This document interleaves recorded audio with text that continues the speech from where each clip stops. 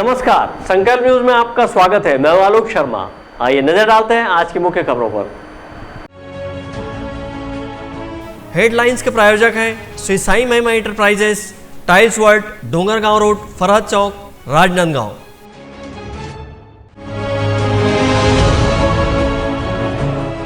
नवरात्रि को लेकर तैयारी हुई पूरी, शहर में सजे सेवा पंडाल।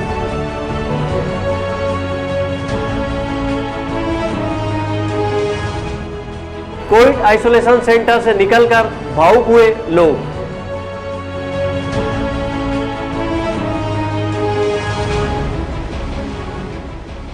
और श्रमिकों को नहीं मिल रही श्रमिक प्रतीक्षालय की सुविधा।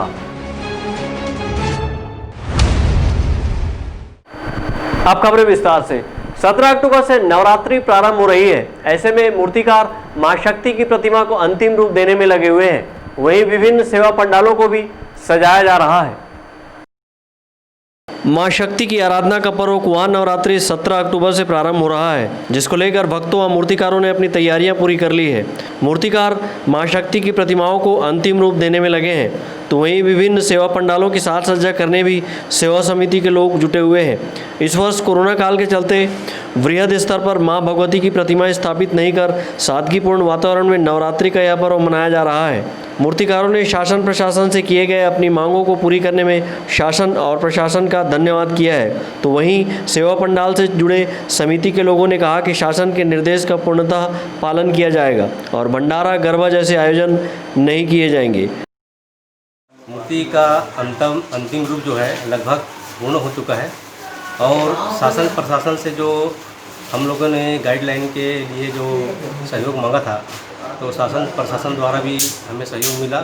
हम सभी मूर्तिकारों को और हमारे जो जितने हमको सहयोग किए हैं सभी को धन्यवाद ज्ञापित करते हैं और आशा करते हैं कि कोरोना काल जो माता का स्थापना हो रहा है उसके बाद लगभग कोरोना काल को माता हमारी खत्म कर देगी।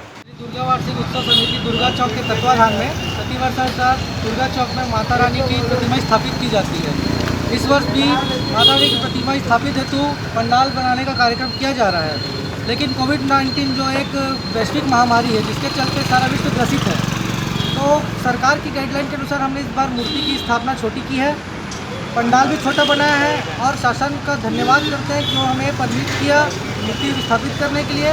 और हम भी शासन को आश्वस्त करते हैं कि इस बार हम किसी भी प्रकार का भीड़ वाला कार्यक्रम जैसे भंडारा, गरबा या कोई भी गेम बच्चों का ये सब नहीं आयोजन किया जाएगा और शासन का पूरा सहयोग हमारा भी रहेगा। और शासन को बहुत बहुत धन्यवाद इस चीज़ के लिए जिन्होंने हमें परमिशन दिया। नवरात्रि के पर्व को लेकर शहर की कुलदेवी मां शीतला के मंदिर में भी ज्योति कलश स्थापना के लिए तैयारियां पूरी कर ली गई है। यहां मंदिर के गर्भगृह में नगर कल्याण सहित भक्तगणों के द्वारा मनोकामना ज्योति कलश की स्थापना कराई जाती है। मां शीतला मंदिर के पुरोहित राज महाराज का कहना है कि नवरात्रि पर्व के दौरान कोविड-19 के गाइडलाइन का पालन किया जाएगा और ज्योति कलश कक्ष में आम लोगों को प्रवेश नहीं मिलेगी। कुआं नवरात्रि जो है ऐसा है कि पिछले समय से कोरोना वायरस का जो महामारी फैला हुआ है उसको देखते हुए गवर्नमेंट पिछले समय जो गाइडलाइन तैयार की थी उसी के हिसाब से इस समय भी हम लोग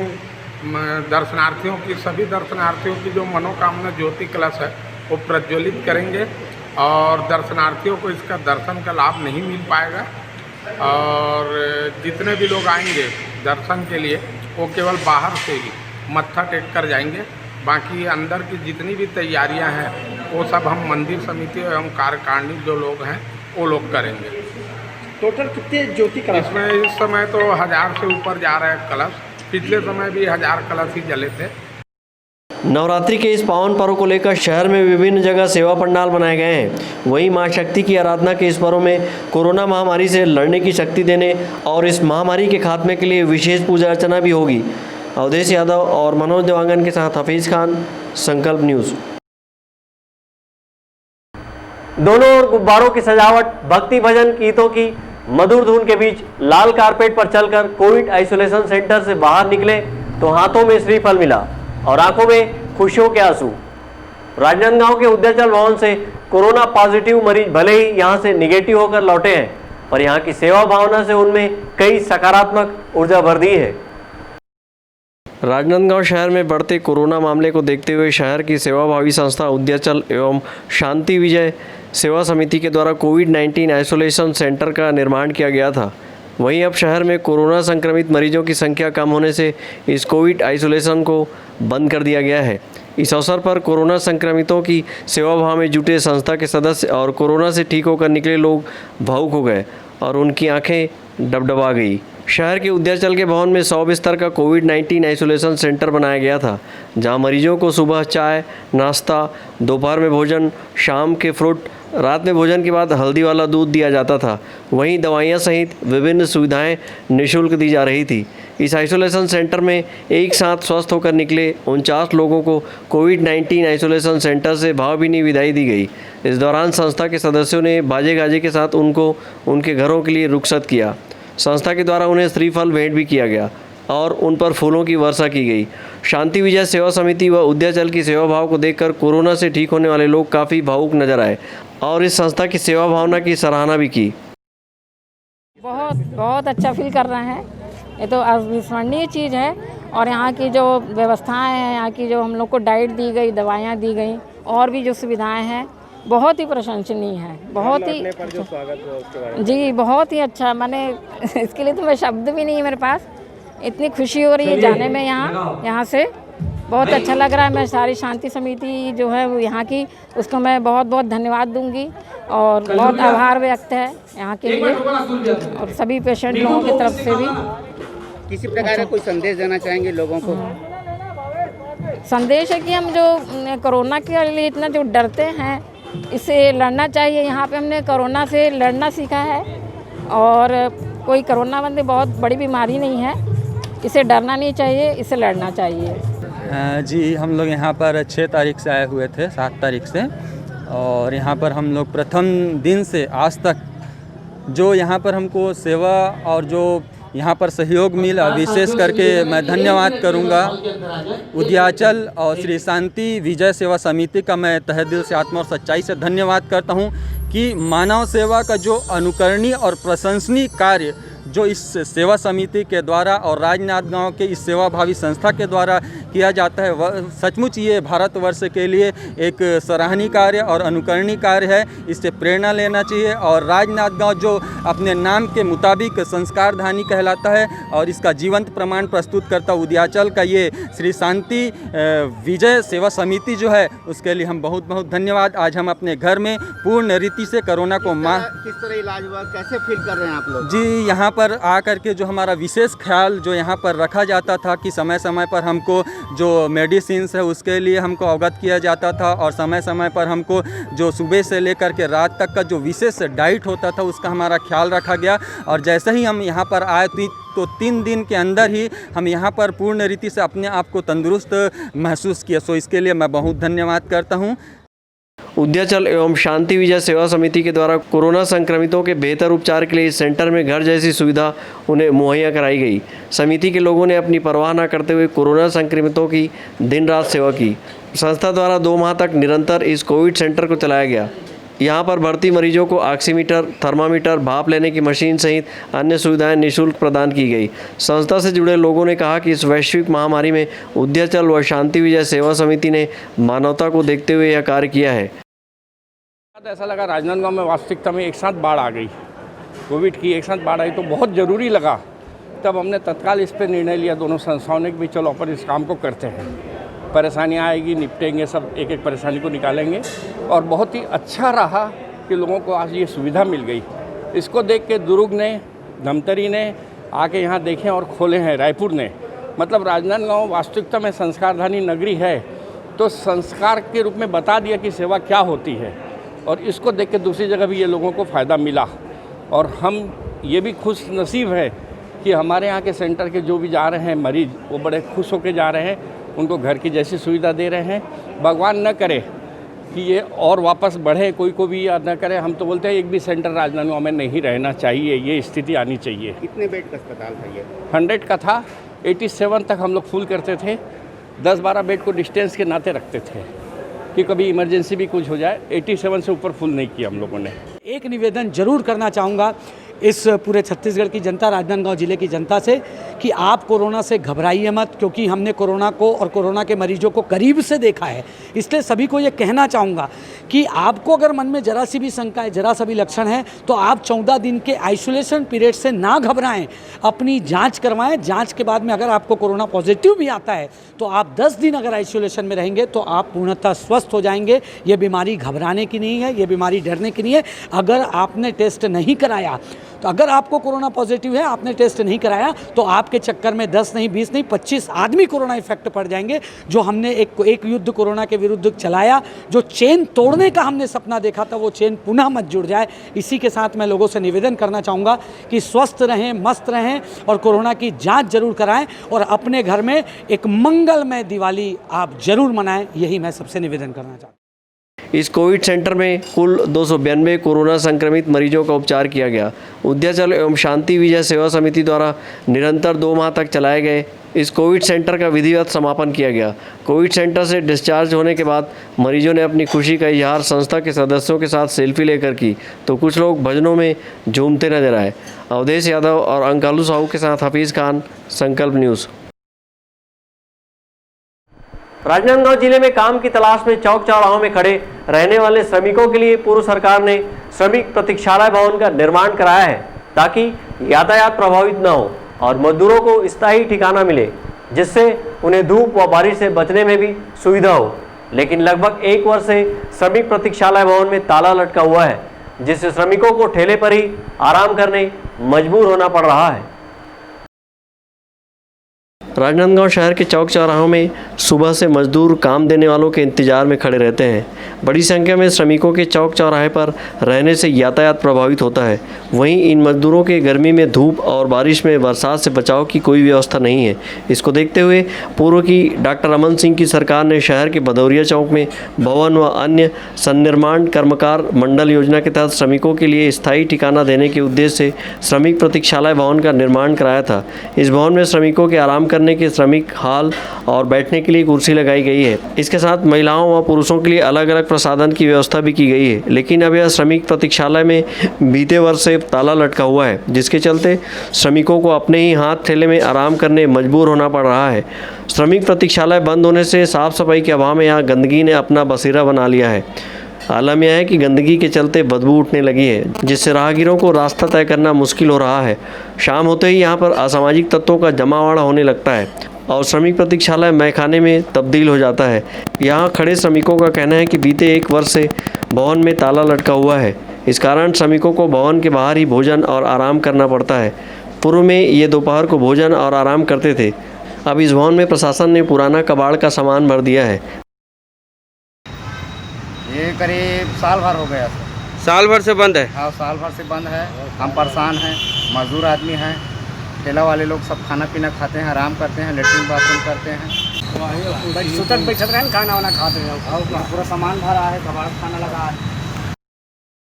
बहरहाल लाखों रुपए की लागत से बने 2 मंजिला श्रमिक प्रतीक्षालय भवन देखरेख के अभाव में कबाड़ में तब्दील होने लगा है और श्रमिकों के लिए औचित्यहीन बना हुआ है।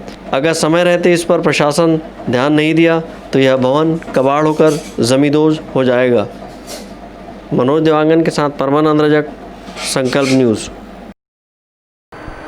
चूड़ी खदान में कुआर नवरात्रि पर्व को लेकर देवी प्रतिमाओं को अंतिम रूप देने में मूर्तिकार जुटे हुए हैं।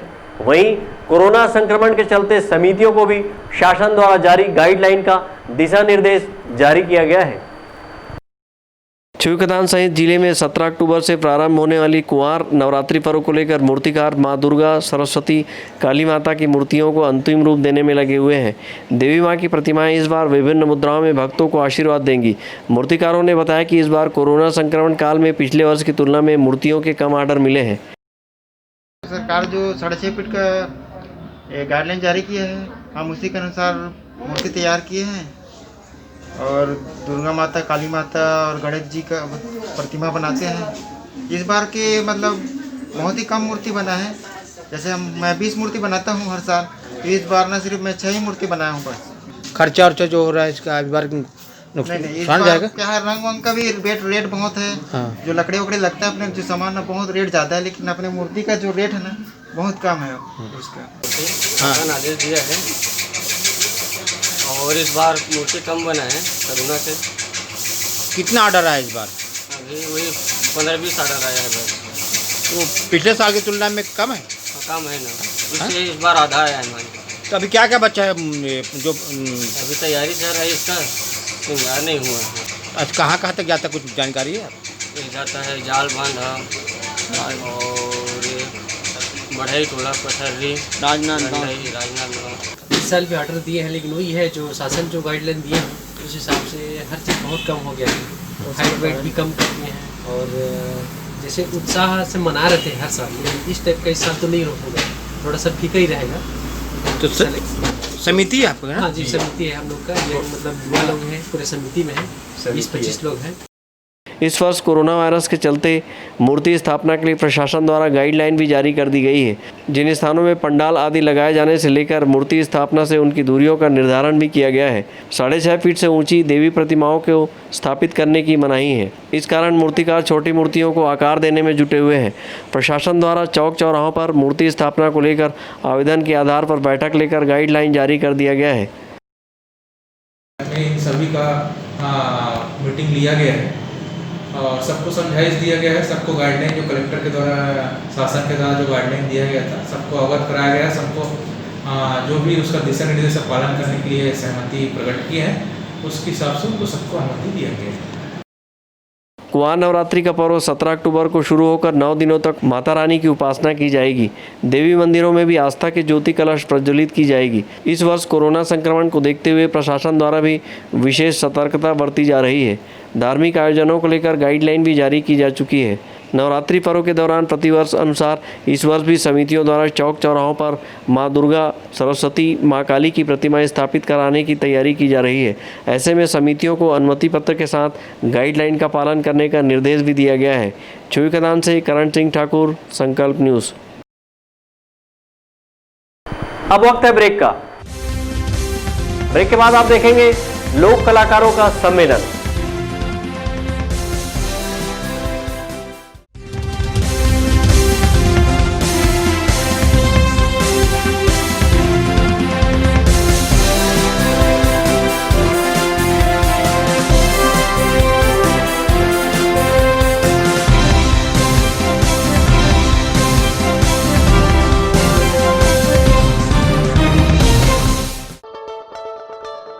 सोनी सेल्स एंड सर्विसेज, जहां आप पाएंगे सभी लीडिंग ब्रांड्स के आरओ वाटर प्यूरिफायर जैसे Kent, Havells, Livpure, Aquaguard, साथ ही कमर्शियल वाटर प्यूरिफायर आपके ऑफिस, अस्पताल एवं बैंकों के लिए उपयोगी। भारत के नंबर 1 चिमनी निर्माता कैप्स की चिमनियों की विशाल रेंज, पाए गैस लीकेज से सुरक्षा, मोशन सेंसर की सुविधा और फ्री इंस्टॉलेशन के साथ 12 साल की वारंटी। आकर्षक डिस्काउंट प्रत्येक खरीदी पर। सभी वाटर प्यूरिफायर व चिमनियों की सर्विस दी जाती है। Sony sales and services, Mahamaya Chowk के पास, वीआईपी रोड, राजनांदगांव। अपने घर, ऑफिस और शोरूम को दीजिए नया लुक हमारे साथ Shri Sai Mahima enterprises tiles world. Flooring, tiling और सैनिटरी वेयर का नवीनतम शोरूम, मन भावन और दिल को छू लेने वाली टाइल्स का एक्सक्लूसिव कलेक्शन, सभी ब्रांडेड कंपनियों के granite, Italian marble, designer tiles, wooden flooring के साथ ढेरों स्टाइलिश प्रोडक्ट्स, किचन सिंक और बाथरूम एक्सेसरीज की विशाल रेंज अब आपकी पहुंच में। Shri Sai Mahima enterprises tiles world and Pataka mall, Farhad Chowk, Dongargaon road, Rajnandgaon. Call 9009757412 और 9994574412। आपके सपने के आशियाने को साकार करता शिवांश टाइल्स एवं ग्रेनाइट, टाइल्स, ग्रेनाइट एवं मार्बल का mega showroom. Johnson, AGL, Kajaria जैसे सभी नामी कंपनियों के अधिकृत विक्रेता। टाइल्स, मार्बल एवं सैनिटरी वेयर्स की विशाल रेंज सबसे कम कीमत पर। हमारे यहाँ नल फिटिंग और पाइप फिटिंग की सुविधा उपलब्ध है। आप सभी के प्यार और सहयोग से सफलतम दूसरे वर्ष में अग्रसर शिवांश टाइल्स एवं ग्रेनाइट। शहर से मात्र 2 किलोमीटर दूर, नवागांव, बाबूटोला, पटाखा दुकान के बाजू, डोंगरगढ़ रोड, राजनांदगांव। जब बात हो आपके लुक की, जब बात हो लेटेस्ट फैशन की, तब आता है सिर्फ एक नाम, त्रिपदा फैशन। संपूर्ण पारिवारिक वस्त्र केंद्र, आधुनिक एवं डिजाइनर वस्त्रों के लिए राजनांदगांव का सबसे भव्य शोरूम। सभी लीडिंग ब्रांड्स के फॉर्मल वेयर एवं पार्टी वेयर ड्रेसेस। इस वैवाहिक सीजन आपके लिए है खास ब्राइडल वेयर, कोट सूट और sherwani, designer sarees, daily wear एवं party wear collection, bridal lehenga, चुन्नी और लाचा की एक्सक्लूसिव रेंज, फॉर्मल वेयर में जीन्स, शर्ट, कैजुअल का नया कलेक्शन, किड्स वेयर का सबसे लेटेस्ट कलेक्शन आप हमारे यहाँ पाएंगे। Designer salwar suit, latest fashion की कुर्तियाँ, वेस्टर्न टॉप एवं जीन्स, आपके परिवार के लिए विंटर जैकेट खास रेंज में। अब सबकी नजर होगी आप पर, क्योंकि अब राजनांदगांव में फैशन का दूसरा नाम है त्रिपदा फैशन। जयस्तंभ चौक, राजनांदगांव।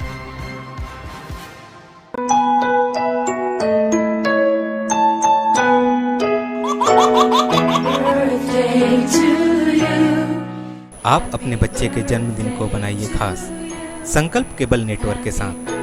सिर्फ 500 रुपये में 30 सेकंड का विज्ञापन हर 3 गाने के बाद, और आपको मिलेगा 1 पाउंड का केक फ्री। आप अपने बच्चे की तस्वीर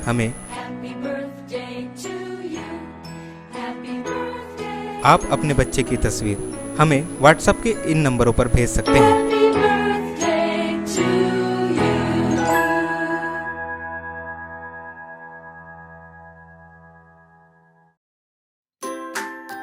अपने व्यापार को दीजिए नया आयाम। भीड़ में हो आपकी अलग पहचान। जुड़े संकल्प केबल नेटवर्क से, जुड़े संस्कार धानी से। विज्ञापन के माध्यम से स्क्रॉल एड 24 घंटे आपके टीवी स्क्रीन पर। एल शेप नए रूप में प्रत्येक मिनट पर। वीडियो एड, जन्मदिन, व्यावसायिक उत्सव बधाई, शुभकामनाएं। हमारे विशेष कार्यक्रमों के लिए प्रायोजक आमंत्रित है। संपर्क करें संकल्प केबल नेटवर्क, गांधीनगर, राजनांदगांव।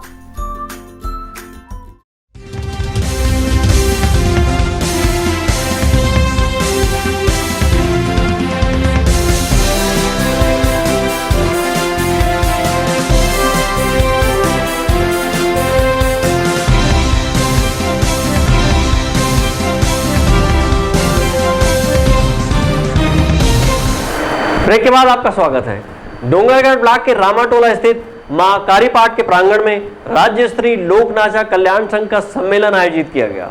सम्मेलन में राज्य एवं जिला स्तर के कलाकार बड़ी संख्या में शामिल हुए।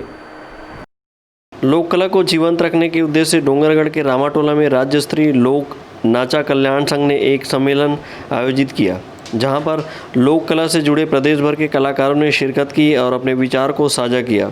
लोक कला संस्कृति और कलाकारों के उत्थान के लिए संस्कृति विभाग द्वारा कई आयोजन किए जाते हैं, लेकिन इसका लाभ सही कलाकारों को नहीं मिल पाता है।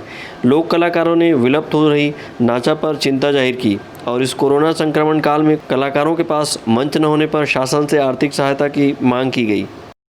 प्रदेश कल्याण लोक नाचा संघ का मैं अध्यक्ष हूं अभी, और हमारे नाचा कलाकार जो ये पूरा छत्तीसगढ़ जिला के सभी 10 जिलों से आए हुए हैं। आज हमारा सम्मेलन का विषय था कि हमारे नाचा कलाकारों को इस कोरोना काल में जो भी क्षति हुआ है उसको तत्काल सरकार द्वारा कुछ आर्थिक सहायता प्रदान करे, तथा सुनियोजित ढंग से सशर्त हमें कुछ दिन अभी जो शर्त लागू किए हैं उसको जल्दी से जल्द लिखित में हमें आदेश दें, ताकि हम अच्छी तरह से गांव में जाकर हमारा नाचा कार्यक्रम को अच्छा से संचालित कर सकें। कि आज तक नाचा के कलाकारों का शासन द्वारा कोई किस्म का कोई सहयोग नहीं मिला है, और नाचा एक ऐसा विधा है जो इसका मूल रूप है सभी विधाओं का।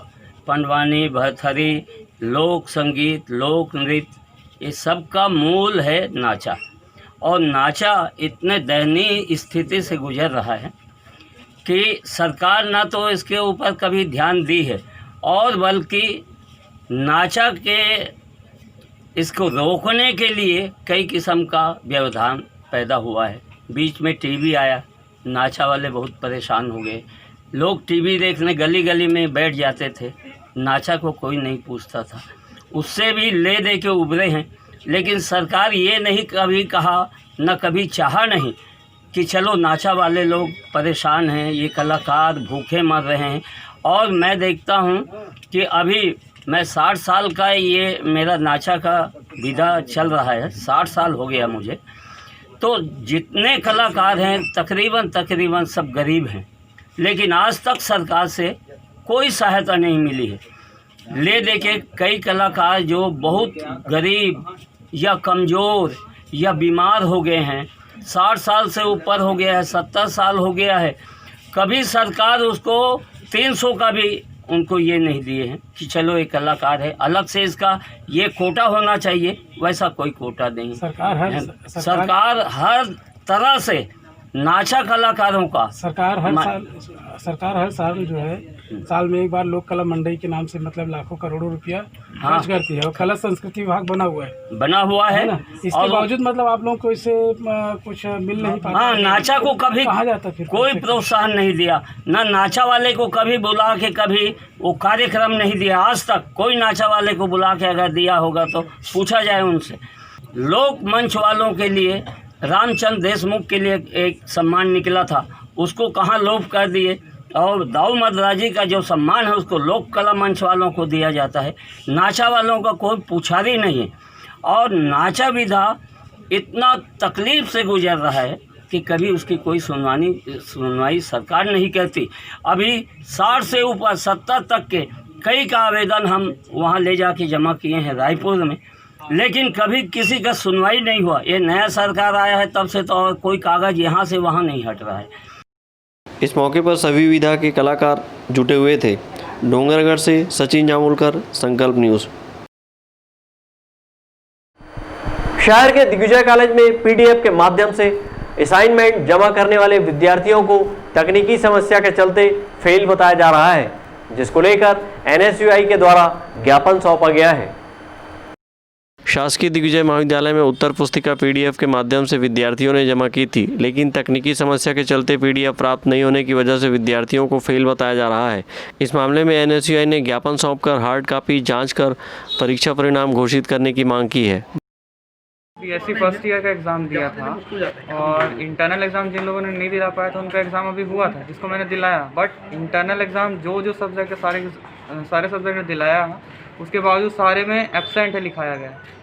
और कई लोग का ये भी दिक्कत आ रहा है, असाइनमेंट जमा किए हार्ड कॉपी चाहे पीडीएफ किसी से भी जमा करो, उसका भी एब्सेंट दिखाया गया है। कभी ये जानने की कोशिश की जो ऑनलाइन आपने जो अपने असाइनमेंट वो सबमिट किए हैं वो अप्रूवल हुई है नहीं हुई है? इसके बाद हार्ड कॉपी बाय हैंड आके जमा किया, अप्रूवल तो हुई है, बाकी उसका मार्क्स वार्क्स नहीं आया है। अभी हाल ही में जो असाइनमेंट के माध्यम से जो परीक्षाएं आयोजित की गई थी, उस परीक्षा में पीडीएफ के माध्यम से जिन जिन छात्रों ने अपनी उत्तर पुस्तिका जमा की है उन सब का परीक्षा परिणाम फिर घोषित किया गया है।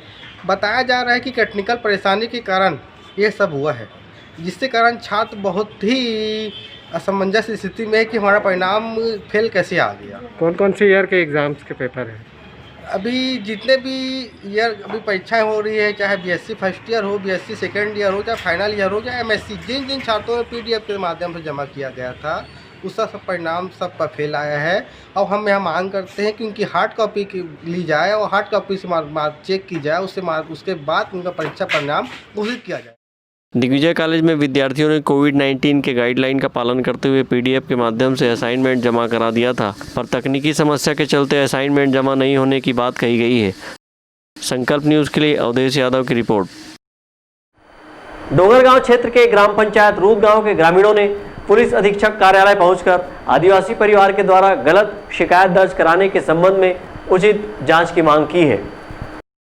ग्रामरूद गांव के दो आदिवासी परिवारों के झगड़े में बीच बचाव करने पहुंचे गांव वालों के खिलाफ ही एफआईआर दर्ज हो गया है, जिसको लेकर ग्राम पटेल संघ ग्रामीणों ने पुलिस अधीक्षक कार्यालय पहुंचकर मामले की जांच की मांग की है। ये समस्या ये है कि मोर जमीन है और मोर जमीन ला ये मोहल्ला वाले दुर्गा समिति ला दान करे हूँ। ओमे में यहाँ सरकारी भवन बनात रही से, ओमे सामने वाले चुम्बन गोड़ वो ऑब्जेक्शन लगा दी, रोक दी। तो एक सती फिर काम चालू कराने शासन से आदेश मिली, एसी वेसी लड़ेन जीतेन सब करें, तब फिर काम चालू करत रहें। वो समय में चुम्बन और चुम्बन के परिवार वो आके रोक लगा दी, मारा पीटा करी। तब ये गांव वाले मना सहयोग दे भाई, तेकर ऊपर ऑब्जेक्शन लगा दी, मारा धाड़ी घलो कर दी। एक सती हम एसपी साहब से निष्पक्ष जांच कराए गुहार करेबा आन। तो डोंगरगांव थाना टी नहीं सुनी इसका बात आप मन के? नहीं, वहाँ भी गिरे हैं तो वहाँ आवेदन दें बाद में करबो की से। आदिवासी के दोनों का झगड़ा था, इसके संबंध में मतलब आए थे और इसको निस्तारे करने के लिए, है ना, दोनों पक्ष लड़ाई हो रहा था। तो मालिक राम ने आवाज़ दिलाया तो हम गांव वाले लोग बचाने के लिए गए। तो जो थान सिंह और चुम्मन का जो परिवार था वो मतलब हम लोग गांव वालों के लिए रिपोर्ट दर्ज कर दिए। अभी एसपी साहब के पास आए, क्या बोले एसपी साहब? एसपी साहब के पास आए तो हम लोग आवेदन दिए हैं, तो ठीक है, हम निष्पक्ष न्याय चाहते हैं, ऐसे करके बोले तो ठीक हो जाएगा, निष्पक्ष मिल जाएगा ऐसे करके। जो मन के बीच में झगड़ा होते एक बीच बचाव में हमारे गाँव वाले मन गए हैं और बचाव करें तो उल्टा हमारे सियान ऊपर हमारे पारा ऊपर पूरा आरोप लगा दी सुमन ठाकुर ओकरे विवाद में आए हैं। चिल्लई से हमारा बचाव करके तो हमारे गाँव वाले मोहल्ला मन गए हैं और बचाए कोशिश करे हैं तो गौता ठाकुर हमारे गांव वाले ऊपर इंजाम डाली से। का इंजाम लगा है आप लोग? मारपीट झगड़ा लड़ाई बारे से हमारे गांव वाले के ऊपर इंजाम डाली से हमारे पारा मोहल्ला। आप मन यहाँ का मांग करे बरा? यही कि हमारे ये सब रिपोर्ट करे थे कर वजह से बचाए बरा हम सब। बीते 9 अक्टूबर को 2 आदिवासी परिवारों के बीच जमीन मामले को लेकर विवाद हुआ था। ग्रामीणों ने पुलिस अधीक्षक के नाम सौंपे गए ज्ञापन में कहा कि विवादित भूमि वर्तमान में मालिक राम गौड़ एवं अन्य के नाम पर राजस्व अभिलेख में दर्ज है, जिस पर चुम्मन और उसके परिवार के लोग अपना होने का दावा करते हुए हमेशा हस्तक्षेप करते हैं। घटना दिनांक को मालिक राम अपने स्वामित्व की भूमि पर हो रहे निर्माण कार्य का अवलोकन करने गया था, तभी चुम्मन की पत्नी और उसके परिवार के महिला सदस्यों द्वारा गाली गलौज और मारपीट का शोर शराबा हुआ। गांववासी बीच बचाव के लिए पहुंचे थे। ऐसे में गांव वालों के खिलाफ ही FIR दर्ज करवा दिया गया है। गांव वालों ने पुलिस अधीक्षक कार्यालय पहुंचकर मामले की निष्पक्ष जांच कर न्याय दिलाने की मांग की है। अवधेश यादव और मनोज देवांगन के साथ हफीज़ खान, संकल्प न्यूज़।